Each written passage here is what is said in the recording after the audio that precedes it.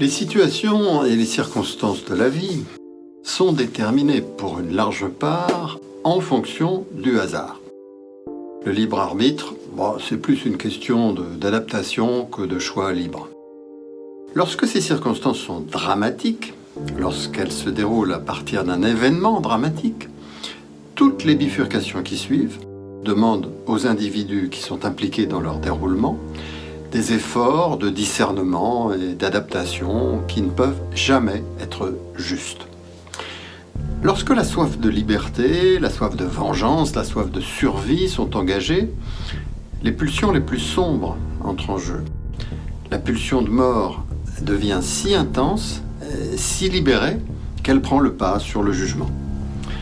D'autant plus que la liberté, rappelons-le, c'est pas la faculté de faire ce qu'on veut quand on veut. C'est une définition simplette qui n'a pas grand sens. Nietzsche nous rappelle que la liberté, c'est la conscience des limites dans lesquelles on peut agir. Cette conscience, elle éclaire le concept de liberté, elle l'éclaire justement et pleinement. Il arrive que ces limites se rétrécissent, jusqu'à nous enfermer dans une compression douloureuse ou insupportable.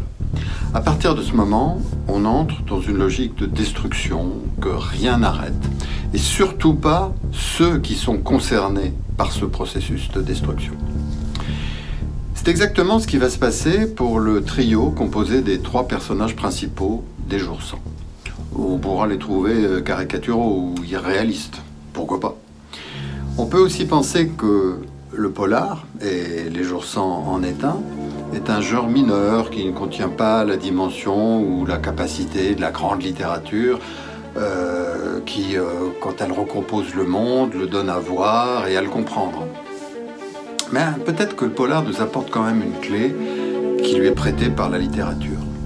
Alors c'est quoi ? C'est permettre une certaine exagération, asseoir les personnages sur ses excès, accélérer les enchaînements dramatiques de la vie, que la réalité donne à voir plus confusément et plus lentement. Ça, c'est la zone de jeu du polar, c'est sa trousse à outils.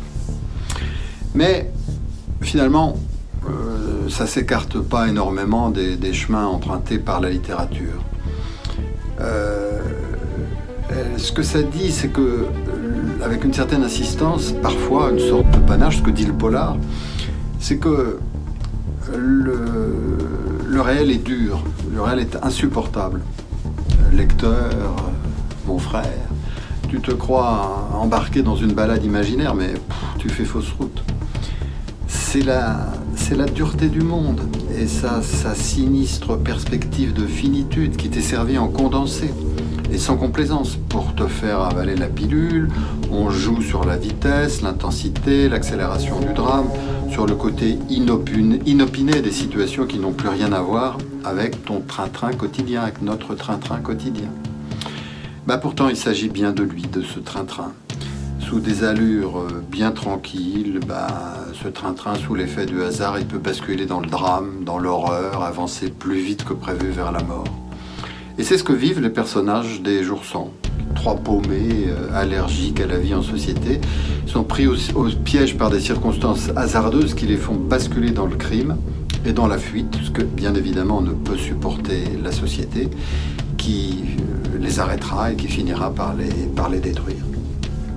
Cette histoire, depuis la tragédie grecque et tout ce dont la littérature s'est nourrie depuis des siècles, c'est une nouvelle invitation à s'approcher d'une illusion qu'on pourrait définir d'un mot, le mot que notre enfance s'efforçait de nous enfoncer dans le crâne. Il ne peut rien nous arriver, ne peut rien t'arriver. La littérature, polar inclus, nous rappelle exactement le contraire. Non seulement il peut arriver n'importe quoi, mais surtout le pire, et au moment où